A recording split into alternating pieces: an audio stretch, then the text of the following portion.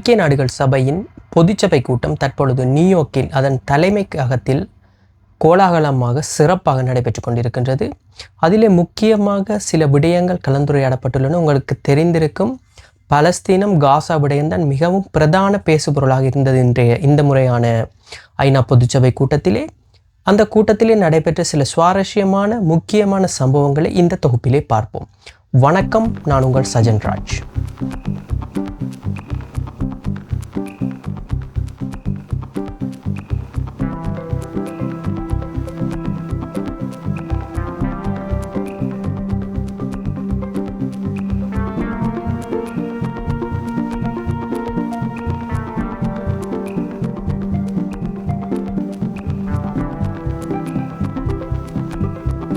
ஐக்கிய நாடுகள் சபையின் பொதுச்சபை கூட்டம் அதன் தலைமையகம் அமைந்துள்ள அமெரிக்க நியூயார்க் நகரத்தில் உள்ள தலைமையக கட்டடத்தில் நடைபெற்றது.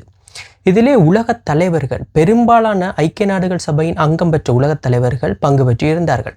இந்த கூட்டமானது ஒவ்வொரு வருடமும் நடைபெறும் ஒரு மிக முக்கியமான கூட்டம். இந்த முறை மிகவும் சிறப்பான கவனத்தை பெற்றிருப்பதற்கான காரணம் காசாவில் நடக்கும் இஸ்ரேல் பலஸ்தீனத்துக்கு இடையிலான அந்த போரும் அதிலே நடைபெற்று கொண்டிருக்கும் சில மனித அவலங்களும் தான். ஸோ இந்த கூட்டத்தொடரில் பிரதானமாக எதிர்பார்க்கப்பட்ட விடயங்களாவன, குறிப்பாக உங்களுக்கு தெரிந்திருக்கும் G7 நாடுகளாக கருதப்பட்ட பிரான்ஸ், கனடா போன்ற பிரித்தானியா போன்ற நாடுகள் இந்த மாதம் நடைபெற இருக்கின்ற ஐக்கிய நாடுகள் சபையின் பொதுச்சபை கூட்டத்தில் தாங்கள் பலஸ்தீனத்தை முழுவதுமான ஒரு இறைமையுள்ள ஒரு ஸ்டேட்டாக அங்கீகரிப்பதற்கான ஆதரவை கடந்த ஜூன் ஜூலை மாதங்களில் வழங்கியிருந்தார்கள். ஸோ அதற்கான காலகட்டம் தான் இது. ஸோ அவர்கள் எப்படியான முறையில் அதை அனுசரிக்கப் போகிறார்கள் அல்லது ஆதரவை வழங்கப் போகிறார்கள் என்பதுதான் பொதுவான ஒரு எதிர்பார்ப்பாக அனைவர் மத்தியிலும் இருந்தது. ஸோ அதற்காகத்தான் நிறைய பெரும்பாலான மக்கள் காத்திருந்தார்கள், இந்த அங்கீகாரம் எப்படியாக அமையப் போகிறது என்று. அந்த விதத்தில் குறிப்பாக பிரான்ஸ் அதிபர் இமானுவேல் மேக்ரோன் ஐக்கிய நாடுகள் பொதுச்சபை கூட்டத்தில் பேசும் பொழுதே தனது அங்கீகாரத்தை வழங்கியிருந்தார். அவரது அங்கீகாரமானது ஒரு ஆணித்தரமானதாகவும் உறுதியானதாகவும் இருந்திருந்தது. அதைத் தொடர்ந்து கனேடியன் பிரதமர் மார்க் கார்னியும் தனது அங்கீகாரத்தை ஐநா பொதுச்சபை கூட்டத்திலே வழங்கியிருந்தது மிகவும் முக்கியமான ஒரு மைல்கல்லாக கருதப்படுகிறது. இது தவிர உங்களுக்கு தெரிந்திருக்கும் இந்த ஐக்கிய நாடுகள் சபையின் பொதுச்சபை கூட்டம் ஆரம்பிப்பதற்கு முன்னதாகவே பிரித்தானிய பிரதமர் கீர் ஸ்டார்மர் தன்னுடைய நேர்காணல் மூலம் அல்லது தனது வீடியோ மூலம் தான் மக்களுக்கு வெளியிட்ட அந்த அறிக்கையிலேயே தெளிவாக குறிப்பிட்டிருந்தார் தான் ஐக்கிய நாடுகள் சபையில் அங்கீகரிக்கப் போவதாக. அதற்கு முன்னதாகவே அவர் அங்கீகரித்திருந்தார் பலஸ்தீனத்தை ஒரு நாடாக, அதாவது ஒரு இறைமையுள்ள ஒரு தேசமாக அங்கீகரித்திருந்தார். ஸோ இந்த 3 நாடுகளும் அங்கீகரித்த நிலையில் ஆஸ்திரேலியா, போர்த்துகல் போன்ற நாடுகளும் இனிவரும் காலங்களில் அங்கீகரிப்பதற்கான வாய்ப்புகள் அதிகம் உள்ளன. ஸோ இப்படியாகத்தான் இந்த பலஸ்தீனத்திற்கான அங்கீகார சம்பவங்கள் நடைபெற்றிருந்தது. இந்த அங்கீகாரத்தை பொறுத்தவரையில், அந்த பலஸ்தீனத்திற்கான தீர்வை பொறுத்தவரையில் உலகமானது வெவ்வேறு முறையில் பிரிந்து காணப்படுவதை பார்க்க முடிகிறது நேரடி வெளிப்படையாக. குறிப்பாக அரேபிய நாடுகள் இதற்கான ஆதரவை முழுமையாக வழங்கியிருந்த போதிலும், ஐரோப்பிய நாடுகளில் பெரும்பாலான நாடுகள் இதற்கான ஆதரவை வழங்கிய போதிலும் சில நாடுகள் இதற்கான எதிர்ப்பை அல்லது ஒரு நியூட்ரல் நிலையில் காணப்படுகின்றன. குறிப்பாக இஸ்ரேலையும் பகைத்து கொள்ளக்கூடாது, அமெரிக்காவையும் பகைத்து கொள்ளக்கூடாது, அங்கு நடைபெறும் அந்த மனித அவலத்துக்கும் எந்த விதமான ஆதரவையும் வழங்கக்கூடாது என்ற அந்த கட்டத்தில் அவர்கள் இருக்கிறார்கள். ஸோ அப்படித்தான் இருக்கிறது. இந்த நிலையில் ஆப்பிரிக்கா மற்றும் ஆசிய நாடுகள் பெரும்பாலானவை இந்த பலஸ்தீனத்திற்கான ஆதரவை வழங்கியிருக்கின்றன. இது தவிர அமெரிக்கா சார்புள்ள சில நாடுகளை இவற்றிற்கான எதிர்ப்பை தொடர்ந்து வெளியிட்டு வருகின்றன. குறிப்பாக அமெரிக்கா, இஸ்ரேல் இந்த 2 நாடுகளும் கடுமையான எதிர்ப்பை வெளியிட்டு வருகின்றன. ஸோ இப்படித்தான் இந்த நிலைமை போய்கொண்டிருக்கிறது. இந்த நிலையில் நாளை பலஸ்தீனத்தின் அதிபர் முகமது அப்பாஸ் அவர்கள், அதாவது வெஸ்ட் பேங்க், அதாவது பலஸ்தீன் அத்தாரிட்டியின் அதிபர் அவர்கள் வீடியோ கான்ஃபரன்ஸ் மூலம் ஐக்கிய நாடுகள் சபையில் பேச இருக்கிறார். என்ன காரணம் என்றால், அவருக்கான வீசா, ஐக்கிய நாடுகள் சபை கூட்டத்தில் பங்கு பெற்றுவதற்காக அமெரிக்கா வரவிருப்பதற்கான வீசாவை அமெரிக்க அரசாங்கம் நிராகரித்திருந்தது. ஸோ அவர்கள் எப்படி கடுமையான ஒரு எதிர்ப்பில் இருக்கிறார்கள் என்பதை இதிலிருந்தே புரிந்து கொள்ள முடிகிறது. இப்படியான நிலையில் தான் அவர் நாளை பேச இருக்கிறார். இது தவிர நாளை G20 நாடுகளின் தலைவர்களும் அங்கே ஐக்கிய நாடுகள் சபை கூட்டத்திலே தங்களுக்குள்ளே ஒரு சந்திப்பை நிகழ்த்த இருக்கிறார்கள். இப்படித்தான் இந்த பலஸ்தீன் தொடர்பான, இஸ்ரேல் காசா பிரச்சனைகள் தொடர்பான சம்பவங்கள் இந்த ஐக்கிய நாடுகள் சபை பொதுச்சபை கூட்டத்திலே நடந்தேறி இருந்தன. இது தவிர சிரியாவின் அதிபர், தற்போது புதிய அதிபராக தெரிவு செய்யப்பட்டிருக்கும் ஷாரா அவர்கள் ஐக்கிய நாடுகள் சபையில் முதலாக பொதுச்சபை கூட்டத்திலே பேசியிருந்தார். அதாவது சிரியாவின் தலைவர் ஒருவர் கடந்த 60 ஆண்டுகளில் ஐக்கிய நாடுகள் சபையில் பேசுவது இதுதான் முதல் முறையாகும். இந்த அல் ஷாரா என்பவர் யார் என்றால், ஒரு காலத்தில் அல் குவைதா தீவிரவாத அமைப்பில் ஒரு தீவிரவாதியாக இருந்தவர். பின்னர் இவரது தலைக்கு $10 மில்லியன் அமெரிக்க டாலர்கள் நிவாரணமாகவும் வழங்கப்பட்ட அளவில் இவர் ஒரு தேர்டு என்று சொல்வது மோஸ்ட் வாண்டட் தீவிரவாதியாகத்தான் காணப்பட்டார். அவர் தற்பொழுது அமெரிக்காவினாலே புகழப்படுகின்ற ஒரு அமெரிக்காவுக்கு நெருக்கமாக உள்ள ஒரு மனிதராக மாறிவிட்டார். குறிப்பாக டொனால்ட் ட்ரம்ப் கடந்த மாதங்களில் மிடில் ஈஸ்டில் மத்திய கிழக்கில் சென்று விசிட் ஒன்று செய்த போது சிரியன் அதிபரையும் சந்தித்திருந்தார். அந்த நேரத்தில் டொனால்ட் ட்ரம்ப் தெரிவித்த வார்த்தை தானது ஹீ இஸ் அ ஃபென்டாஸ்டிக் கை என்று அவரை பாராட்டியிருந்தார் டொனால்ட் ட்ரம்ப். ஸோ இப்படியாகத்தான் இந்த சிரியா தற்பொழுது அமெரிக்க சார்பான ஒரு நிலையில் தான் சென்று கொண்டிருக்கிறது. உங்களுக்கு தெரியும், கடந்த சிரிய ரெஜிம், அதாவது அல் அப்பாஸ் தலைமையிலான ரெஜிம் ரஷ்ய சார்பான ஒரு அரசாங்கம். அதனால் அமெரிக்காவினால் கடுமையாக எதிர்க்கப்பட்டது. அந்த அல் அப்பாஸ் அவர்கள் நாட்டை விட்டு தப்பிச் சென்ற போது கூட அவர் ரஷ்யாவில் தான் தஞ்சமடைந்திருக்கிறார் என்பது தான் வெளிப்படையான உண்மை.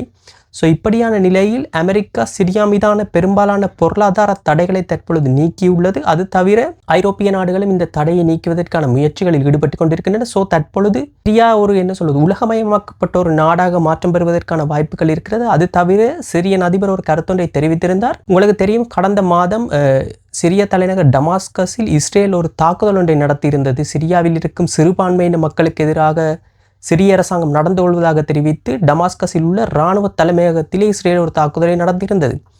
அந்த தாக்குதலை இன்று சிரிய அதிபர் கண்டித்திருந்தார் ஐக்கிய நாடுகள் சபையில். இது ஒரு நாட்டின் இறைமையை மீறும் செயல் என்ற வகையில் தான் கருத்துக்களை வெளியிட்டிருந்தார். அது தவிர கட்டாரில் சென்றும் இஸ்ரேல் கடந்த 2 வாரங்களுக்கு முன்னர் ஒரு தாக்குதலை நடத்தியிருந்தது என்பதும் ஒரு குறிப்பிடத்தக்க சம்பவம். ஸோ இப்பொழுது அனைத்து இஸ்லாமிய அந்த அராபிய நாடுகள் அனைத்தும் இந்த மாதிரியான தாக்குதல்களை எதிர்ப்பதற்கான ஒரு சூழ்நிலையை உருவாக்கி கொண்டிருக்கின்றன. இந்த ஐக்கிய நாடுகள் சபை கூட்டத்திலே நடைபெற்ற ஒரு முக்கியமான சம்பவம். அதாவது சிரியன் அதிபர் ஒருவர் கூட்டத்தில் பங்கு பற்றி பேசியிருப்பது ஒரு மிகவும் பிரசித்தி பெற்றதாகவும் மக்கள் மத்தியிலே ஆவலுடன் பார்க்கப்படும் ஒரு விடயமாகவும் காணப்படுகிறது.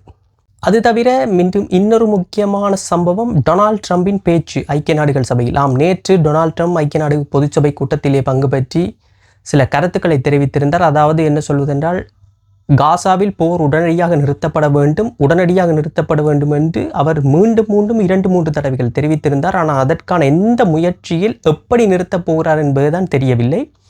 ஆனால் நிறுத்த வேண்டும் என்று சொல்லிக் கொண்டிருக்கின்றார். அந்த வகையில் எப்படி நிறுத்தப் போகிறான்னு தெரியவில்லை. ஆனால் இஸ்ரேலின் பாதுகாப்பானது நான் நெகோஷியபிள் என்று தெரிவித்திருக்கிறார். அதாவது இஸ்ரேலின் பாதுகாப்பிற்கு எந்த விதமான குந்தகமோ பாதிப்போ இருக்கக்கூடாத வகையில் தான் ஒரு போர் நிறுத்தம் வேண்டும் என்ற வகையில் அவர் தெரிவித்திருக்கின்றார். அது எல்லாரும் ஏற்றுக்கொள்ளக்கூடியதான்.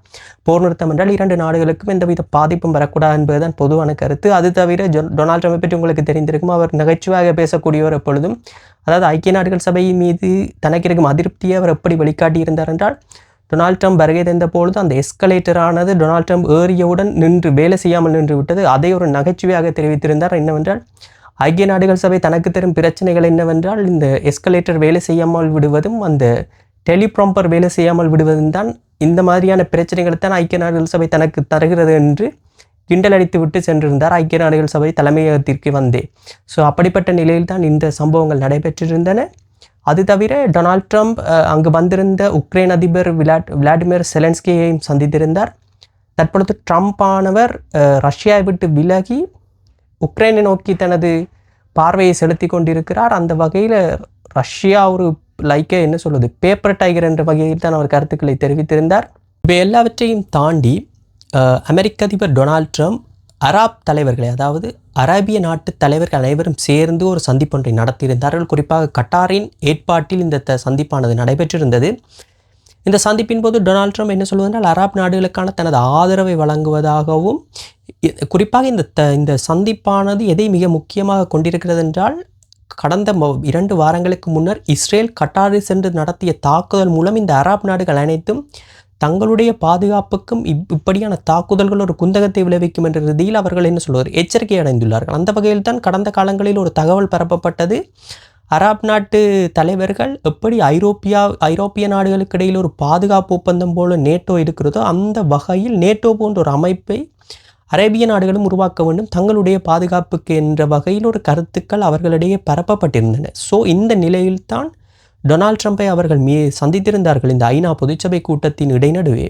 ஸோ இந்த வகையில் டொனால்ட் ட்ரம்ப் தனது ஆதரவை தெரிவித்ததுடன் இந்த மாதிரியான தாக்குதல்கள் இனி ஒருபோதும் நடக்காதென்ற உத்தரவாதத்தையும் வழங்கியதாக அங்கிருந்து வரும் சர்வதேச தகவல்கள் தெரிவிக்கின்றன. குறிப்பாக இந்த இஸ்ரேல் காசா போரை பற்றி கதைத்ததாகவும் அதிலே உடனடியான ஒரு போர் நிறுத்தத்தை தானும் விரும்புவதாக அவர் தெரிவித்திருந்தார். ஆனால் அவர் சங்கடமான நிலையில் இருக்கிறார். என்ன காரணம் என்றால் இஸ்ரேலை பகைத்து கொண்டு எந்த விதமான செயற்பாடுகளையும் செய்ய முடியவில்லை. என்றால் இஸ்ரேல் ஒரு அரசியல் ரீதியாக அமெரிக்காவில் ஒரு மிக முக்கியமான ஒரு நாடாக இருக்கிறது என்றால் அது வாக்கு வங்கியிலும் தாக்கம் செலுத்தக்கூடிய ஒரு விடயம்.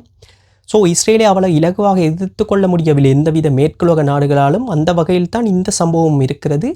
ஸோ பொதுவாக இந்த நாடுகள் அனைத்தும் ஒரு போர் நிறுத்தத்தை வேண்டித்தான் செல்கின்றன. இப்படியான சம்பவங்களை வைத்து கொண்டு தான் இந்த வருட பொதுச்சபை கூட்டமானது நடைபெற்றிருந்தது. இன்னும் 2-3 ஓரிரு நாட்களில் இந்த பொதுச்சபை கூட்டம் நிறைவுக்கு வர இருக்கிறது.